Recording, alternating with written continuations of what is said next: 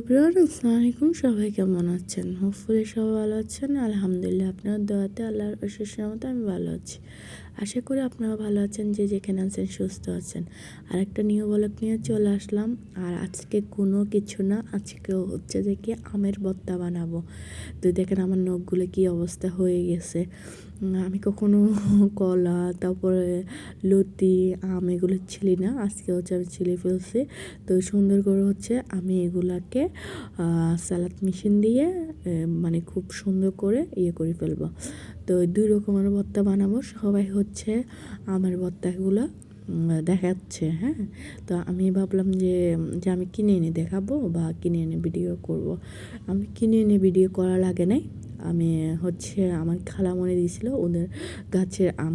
তা এখানে আমি টক, লবণ, পেঁয়াজ, তারপর হচ্ছে এগুলো নিয়ে নিলাম। আর গাছের আম কিন্তু অনেক মজা হয়। তো এগুলো একদম নিজেদের গাছের, আর খেতে অনেক মজা। দেখেন আমি অলরেডি খাইতেছি, এগুলো সব হচ্ছে আমি খেয়ে ফেলছি। আর আমি একটু টক লাভার, এই জন্য।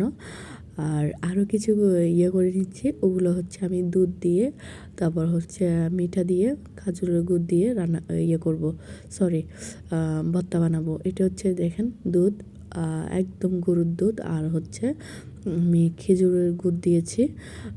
খেজুরের গুড়গুলো কিন্তু এগুলো কিন্তু অনেক টেস্টি। আর এগুলো সব হচ্ছে আমি খেয়েছি, আমার এত পরিমাণ হচ্ছে আমার ভালো লাগে।